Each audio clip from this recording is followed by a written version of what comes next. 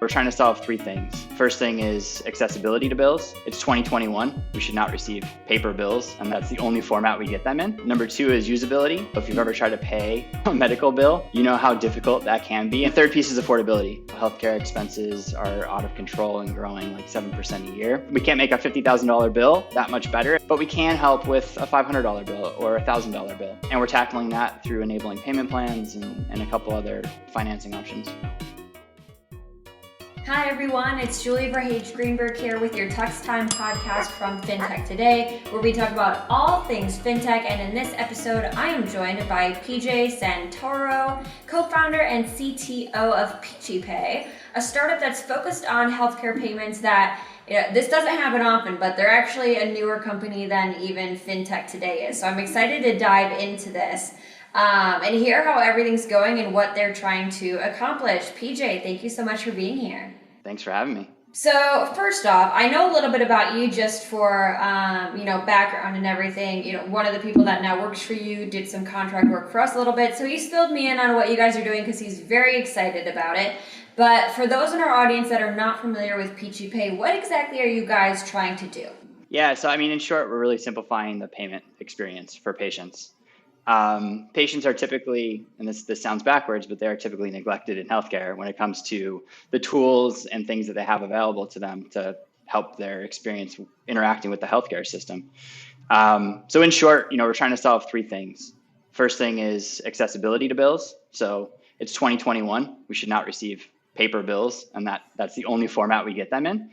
Number two is usability. So if you've ever tried to pay a medical bill, you know how difficult that can be. And it's funny, like a majority of people that we talk to, investors and partners and things, everybody has a medical bill sitting on their desk that they've been meaning to pay, but they don't get around to it because they know it's a 20-minute process. And that's if things go properly and correctly. It's like any mistake in there and you end up calling the office and you're on hold for an hour. And then the third piece is affordability. So obviously, we all know healthcare expenses are out of control and growing like 7% a year.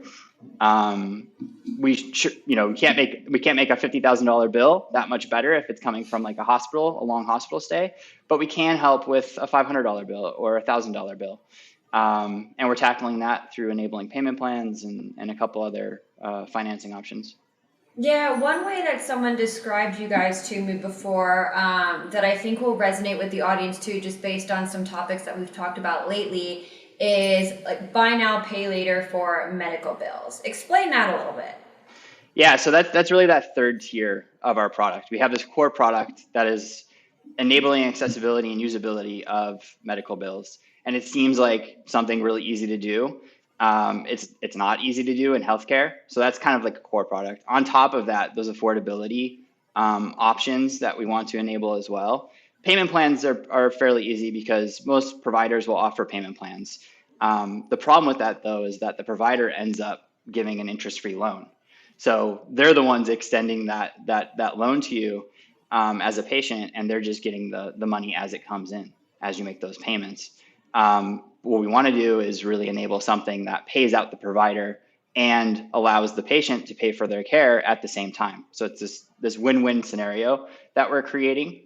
And that's definitely part of the core product. We say, we have the core product in place. This is like built on distribution for this buy now, pay later side of things. But it's really a win-win for both the patients and providers. So we think it's really important.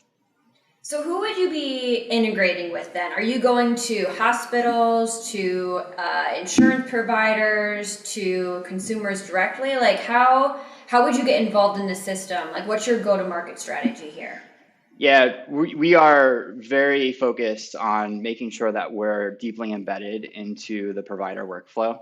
So there's a lot of payment options out there today for patients, and they typically come from the patient or the consumer side. That's a problem though, because the providers typically don't agree with those terms that are set, but they'll take the money anyway to get paid out and to keep their cash flow moving. So we are integrating into those billing systems that providers use. And we're really focused on those small to medium sized providers. The large hospitals and health systems, like I said, like those bills are huge. Tough to make affordable with the options that we have. So what we're really focused on is small to medium-sized practices, specialists, and kind of what we're calling fringe healthcare, all the new tech-enabled healthcare services that are out there today. How can we make those more accessible and more affordable? And what that means is we're basically tapping into the billing systems that they use every day, the same system where that paper bill originates from. And we take that same information and extend it digitally and then add on kind of those usability and affordability aspects of the product. Yeah, so I'm just trying to think back to some recent bills that I've gotten. They have indeed been paper in the mail. Lots of them have been forwarded from old addresses since I just moved from New York to Austin. But there's also, you'll often see like 50 different freaking numbers on the thing. You're like, wait, which one do I actually owe? Like, this is the one where it's like, okay, insurance covered this much, and like, this is how much the hospital would have billed me directly. Here's how much wasn't covered. Here's how much. Like, it's so hard to actually even understand what's on that piece of paper. How are you guys tackling that? Yeah. So today we're completely focused on the patient responsibility portion. So after all the insurance things happen, it comes back to the provider, and insurance company said, okay, the patient responsibility portion is $200. The provider will send that bill out. We're deeply focused on that piece because that's what the patient's responsible for today. We want to make sure that we can make that as easy to pay for as we can and affordable as we can. We know we're going to have to get involved earlier than that, and we will. And the first way we're going to do that is simply by empowering the patient to understand that information better. So if you go to the doctor and you have an encounter and the doctor logs everything that happened during that encounter, those turn into billing codes. Those billing codes go to the insurance company. Now, most patients won't understand those billing codes. So we are thinking of ways to like humanize how we communicate to the patient what happened during that encounter and why you're paying this much. And then the next step of that is like, what did your insurance plan actually cover? And why are you responsible for this amount? If we can complete that kind of like loop, we can enable and empower patients, to either push back on medical bills that they don't agree with, or, given the sense of comfort that they understand the bill, they'll pay for it quicker. So it's a win-win again for patient and provider. Provider will get paid out quicker than they would in the past. What have been some of the biggest points of pushback that you've received? Because I don't know if this is the same on the billing side, but I know some doctors that I've talked to, like a lot of it is now digital, which was even before pandemic, you would start to get like your lab reports emailed to you and things like that. And I know like my father-in-law, for instance, is a doctor and said there's aspects of the digital process that he actually hates because there's like people aren't good at using it and they put in weird notes that don't need to be in there and it just gets to be kind of messy. So I would assume there's some similar things with the billing process. Explain that to me a little bit. There's a graph out there, I forgot where it is, but it shows like healthcare GDP, and it shows like 90% of it is admin work. It's not even actually like caretaking. And this explains it all. It's like if you talk to doctors, what they do all day, they spend a lot of time like in the EHR, in the health record system, either logging the encounter or making sure all the codes are complete or making sure, all the admin side of taking care of a patient is completed because that's how they get paid. And they're driven by incentives. So that's a huge problem with healthcare. And that's our main focus right now is like, how do we embed ourselves in their workflow, in their admin workflow, and make sure that we're not adding any overhead for the administration side of a practice or for the billing, the billing admin that sits at the practice. We want to make sure that we are a seamless connection with them. So that's typically the pushback you get. Anytime you go to sell to a health system or you go to sell to a small provider, the first thing they'll ask you is like, how are you going to disrupt my day-to-day workflow today? And you have to make sure that you are seamless and you're not adding too much to their workflow. Yeah, you mentioned you're the CTO, so I would assume a lot of this relies on you making sure that that technology can integrate very easily, be super like. Obviously, doctors are not engineers, and it has to be super seamless for them to actually like embed this system and enter the data that needs to be entered, and know that it's super secure since it's health data, all of that stuff. Yeah, exactly. And a big problem, I think that aligns very well with like financial services and fintech side of things is like a lot of data transfer and interoperability that happens in healthcare today is done via SFTP and CSV. So a lot like ACH transfers and things like that. So it's not too far off. And that's the world we have to work in. So like us as a tech company, sure, we want to do everything the most modern and innovative ways we possibly can. But at the end of the day, we still have to interact with these systems that are in place at medical practices or hospitals, and the doctors that also have to work in them. So we have to respect, their world that they're living in. But we need to make sure that we are that crossover point into actual modern technology, because that's what the patient expects. Us as consumers, the tools that we use are very, very different than what the tools are that are offered by medical practices and hospitals. All right. So on a personal level, like this sounds really hard. What made you decide that you wanted to make the jump and try to tackle this? Because like I have a lot of admiration for what you're doing, but I don't know that I could handle trying to tackle this system. Like it sounds like a massive problem. I actually ask myself that all the time still, because I did it. I started working in health tech startups like 7 or 8 years ago, and I just keep going back to them, and I don't really know why. Like I feel like at some point it's gonna stick, and I'm gonna make progress, and we're gonna build something. And I mean we've been successful in the past. It's just healthcare is so big and so challenging that you're just like kind of chipping away. But yeah, the founding story, Lex is really the founding story, and she had a healthcare issue when she was in high school that led to medical debt, and that kind of stuck with her whole life. And then she had this exact problem happen to her, where a medical bill for like $144 went to the wrong address, and she never got it. And it's just completely unfair. Like if you move, USPS forwarding, as good as it is, once in a while you just don't get that letter, and it's not like it's certified or anything. There's tracking on it. Whoever sent it just doesn't care. So you don't get it, it goes to collections. You have a collections trade line on your credit report. Your score goes down. She was applying for an apartment, and she couldn't get the apartment because her credit was tanked, and she didn't know why until and this was a $144 bill. It's not like it's some $5,000 or $10,000 bill. $144. Like something she would have easily paid for if she had the bill in hand.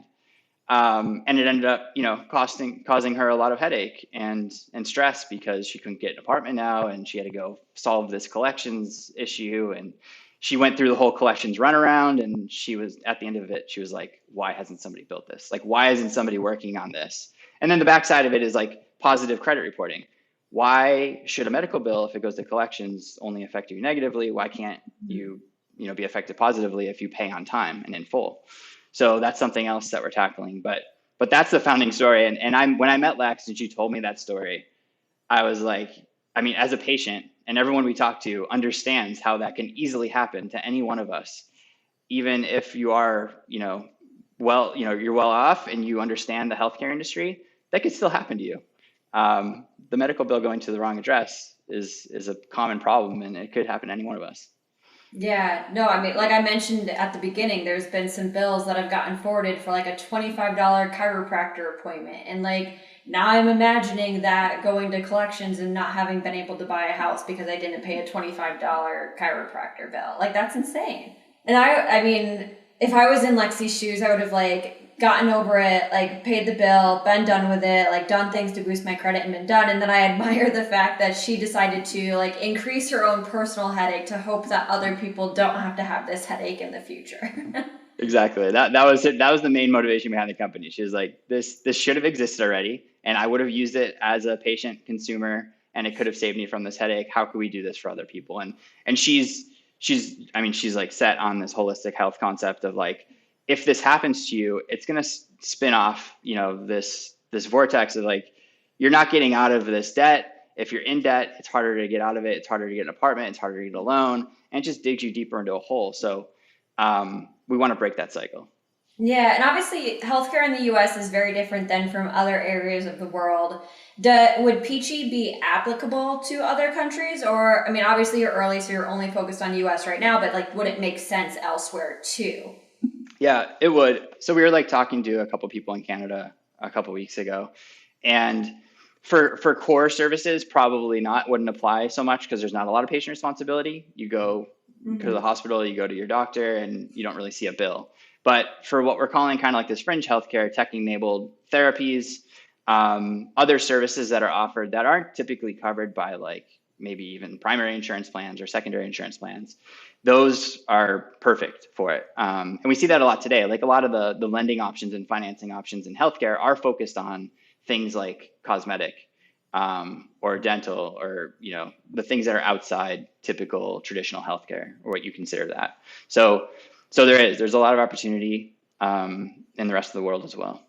Would this be, I would assume it's more applicable to people that do have health insurance, just because usually if I get a bill and it wasn't through health insurance, like my chiropractor wasn't covered or whatever it might be, I'll like Venmo them or pay them in cash or something instead of actually like going through the system. Is that true, or am I wrong there?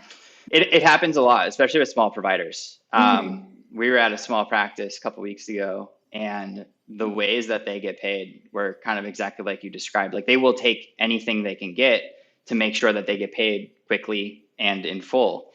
So they don't really put restrictions in place. But by offering something like Peachy Pay, we want to make sure that patients can use any method as well. So like we have Apple Pay and Google Pay enabled by default. If you get a bill from Peachy Pay, you get a link in your email or in your in a text, you click it, and you can pay that bill right away. So we want to make sure that speed of payment is accessible for patients. And we're starting with Google and Apple Pay. We'll move kind of down the line using PayPal and Venmos and things like that. But it's super important because especially the small providers that don't have a lot of cash flow coming in, or they have cash flow issues, they need to get paid. Correct me if I'm wrong, you're only focused on that consumer payment right now and not the payment from the health insurance company to the provider itself at this point, right? Correct. It's patient responsibility from the provider to the patient, and then the patient paying the provider. Is there reason for you guys to go B2B as well in the future? Because I'd imagine like there's obviously a lot of transaction volume happening there. Yep. Yeah, I mean, so technically we are B2B because we're selling to the providers directly. But yes, on the insurance side, which is the rev cycle process, it's very complicated, and working with payers takes a lot of time. So we know if we tackle the patient responsibility piece and we kind of allow affordability for the patients, then we can get into, okay, what is actually happening from the provider to the insurance company back to the patient. If we understand that better, then it's like what I said earlier. It's how do we empower the patient to understand what's happening during that process? Because most people don't. Even myself, like I've been working in healthcare for a while. I still don't understand half of the stuff that goes on from provider to insurance company to patient. So if we could somehow enable patients to understand that process better, that's definitely step one. So since you guys are so new, where are you guys live now? Is it just beta testing? Like how would someone come across you at this point? Yeah, so we launched our MVP in April, and we're actively working with a handful of pilot partners across different specialties and different practice sizes. And they're all somewhere in the phases of implementation. We are going to have a first pilot partner on board by October 1st. So we are in the market and we are available to have conversations with providers. But we will have live payment processing happening in October. So if someone like me that's not a provider, that would be a potential patient, wants to learn more about you guys, or like wants to tell my doctor about you, like how exactly should they go about doing that? Yeah, so we set up a refer my provider page on the website, so peachypay.com. It's linked, and we want to encourage this. There's this viral loop. This Lex always talks about this viral loop of like patients referring providers, and it does work. People have talked about the consumerization of healthcare for a really long time, and it's getting kind of old. But what we're seeing now is this decentralization of technologies that providers and hospitals are using. And they're coming out that they're benefiting the patient because patients are demanding more from their healthcare, especially because they're paying more than ever. So we're seeing that patients actually do have a lot of say in the tools and things that their providers are using. So we have a Refer My Provider link on the website, and essentially that will go into our pipeline, and we'll have those targeted for marketing and sales. And from the patient perspective, obviously we know that they're gonna, save money. They're gonna make sure that like they're not having bills that are going to the wrong addresses and not being able to get appointments that they want. But from the provider standpoint, what are the big selling points that you're going into them with? Are they also like saving money and getting paid faster, or what all goes in there? Yeah, I mean, number one is increasing collections. So a lot of small practices have issues with collections. It's either patients aren't paying quick enough, they're not paying on time. And what we're finding is like 10% of provider revenue is typically outstanding post 30, 60, 90 days or more. And then the other thing is providers don't want to send patients to collections, especially if that patient's going to come back over and over. Like once you send that patient to collections, you've kind of burned that bridge, and they're probably not going to come back because it's easy to go find another doctor, down the street. So that's something that they are being a bit more cautious about. And they want to make sure that they are providing a good patient experience or giving the patient an option before collections to somehow pay that bill, whether it's through a payment plan or another financing option. So these are like trends that I think are relatively new, like last couple of years. These are happening more and more. And then speed of payment is, of course, a huge one. So half the people that we talk to have a bill on their desk and they're not paying it because it's just difficult to pay. If we can make that one click, coming to your phone or a couple clicks and make it really easy to pay, speed of payment will just go through the roof, and these providers will have better cash flow. Amazing. So if anyone wants to learn more, like PJ said, go to peachypay.com. It's like the fruit and then pay.com. And otherwise, check out fintechtoday.co to sign up for our newsletter, get podcast updates, stay in touch with everything happening in this industry. Otherwise, PJ, thank you for coming on. This is great. Yeah, thanks for having me. It's fun.